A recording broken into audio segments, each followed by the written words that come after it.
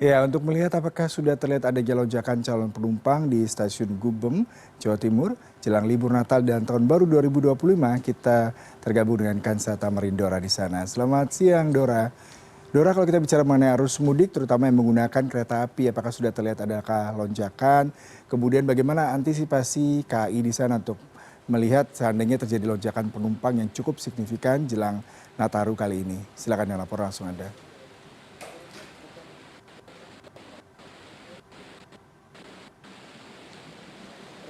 Halo, selamat siang Yuda. Hingga Selasa pagi terdapat sebanyak 156.691 tiket yang sudah terpesan untuk periode libur Natal dan Tahun Baru. Adapun untuk periode Natal dan Tahun Baru ini sudah ditetapkan oleh PT KAI 28 Surabaya, yaitu mulai 19 Desember 2024 sampai 5 Januari 2025. Tujuan yang paling banyak diminati ini adalah Jakarta, Bandung, Yogyakarta, Jember, dan Banyuwangi. Meskipun jumlah tiket terpesan sudah banyak ya, lebih dari 156.000, tapi jangan khawatir karena masyarakat masih bisa memesan tiket karena yang tersedia ini cukup banyak dari kuota yang disediakan, yaitu mencapai 540.000 tiket. Nah Yuda, tadi dikatakan oleh manajer Humas PT KAI 28 Surabaya Lukman Arif bahwa untuk beberapa hari ini sudah terdapat peningkatan jumlah penumpang, tapi belum signifikan. Bahwa tadi saya mewawancarai sejumlah penumpang, ada yang memilih untuk melakukan perjalanan lebih awal untuk menghindari kepadatan, kemudian ada juga yang sudah libur kuliah, bahkan ada juga yang sudah melakukan izin kerja. Tapi masih diprediksi bahwa peningkatan atau puncak dari libur Natal dan Tahun Baru ini baru akan terjadi pada 21 Desember 2024 dengan jumlah tiket sementara ini yang sudah terpesan mencapai lebih dari 25.000. Jumlah itu masih akan terus meningkat karena masih ada beberapa hari ke depan. Dan Yuda, untuk diketahui ya bahwa ada sejumlah prasarana atau fasilitas yang bisa dimanfaatkan oleh para penumpang yang melakukan perjalanan pada masa libur Natal dan Tahun Baru. Di antaranya adalah ruang tunggu eksekutif ini yang sudah direnovasi, sudah selesai. Kemudian ada juga ini di sebelah kanan saya, ini adalah air minum gratis ya, atau drinking station. Jadi di sini para penumpang bisa meminum di sini secara gratis. Kemudian tadi juga di area drop zone itu juga ada pengering payung karena kita tahu sekarang pada musim hujan, jadi para penumpang biasanya ini membawa payung ya saat hujan turun dan mereka bisa memanfaatkan fasilitas pengering payung. Kemudian ada juga shower and locker serta ada face recognition untuk membantu mereka atau para penumpang saat masuk ke area ruang tunggu sebelum mereka masuk ke dalam kereta. Nah Yuda, beberapa penumpang seperti yang saya sebutkan tadi memilih melakukan perjalanan lebih awal, dan untuk mengetahuinya ini saya sudah bersama dengan salah satu calon penumpang.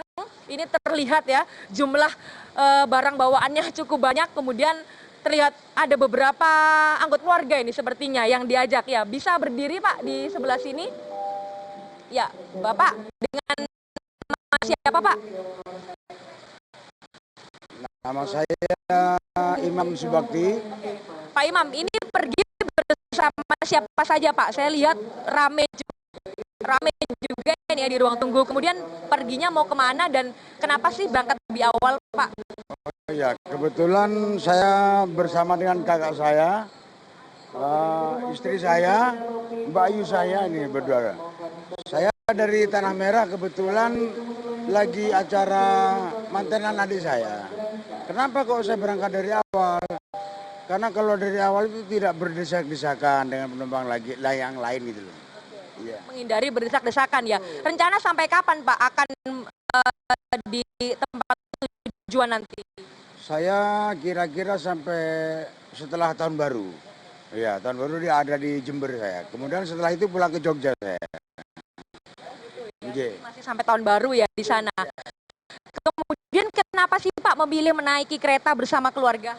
Saya memilih kereta api ini karena lebih murah, lebih aman, dan lebih cepat, kan nggak ada bangjonya ini. Iya, kata orang Jogja nggak ada bangjo.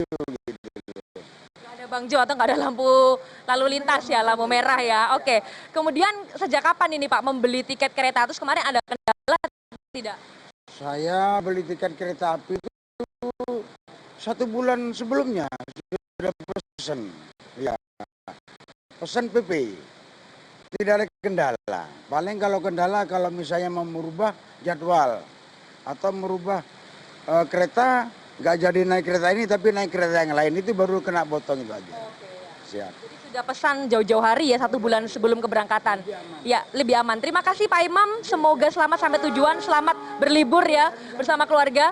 Dan Yuda, untuk mengantisipasi terjadinya kepadatan atau bahkan banyaknya jumlah penumpang, ini manajer Humas PT KAI Daup 8 Surabaya, Lukman Arif, menyatakan pada periode libur Natal dan Tahun Baru, PT KAI Daup 8 Surabaya akan mengoperasikan 46 kereta api jarak jauh reguler, kemudian 6 kereta api jarak jauh tambahan, dan 2 kereta api lokal komersial tambahan.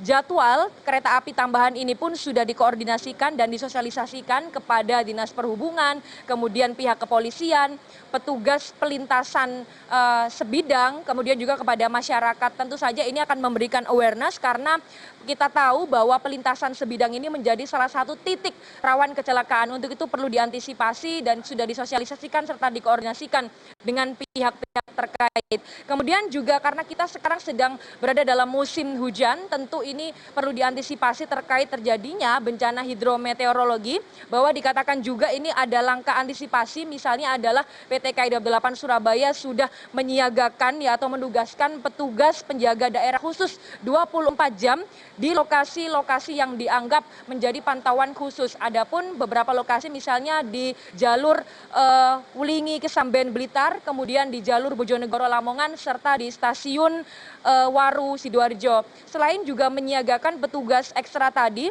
juga diberikan ya langkah-langkah antisipasi lainnya, yaitu dengan menyiagakan alat material untuk siaga. Misalnya ada besi, kemudian batu, kemudian kayu, ini ditempatkan di atas gerbong datar. Nah, jika sewaktu-waktu ini ada kebutuhan, misalnya ada bencana hidrometeorologi, maka perlu dilakukan langkah normalisasi dengan cepat. Maka kemudian disiagakan alat-alat siaga atau alat-alat material untuk siaga itu tadi. Tapi tentu saja kita berharap tidak akan ada kendala selama perjalanan dan semuanya aktivitas transportasi maupun aktivitas wisata atau aktivitas bersukacita dalam menyambut Natal dan Tahun Baru ini berjalan dengan lancar. Yuda. Baik, Kansa Tamarindora, terima kasih untuk laporan langsung Anda. Selamat bertugas kembali.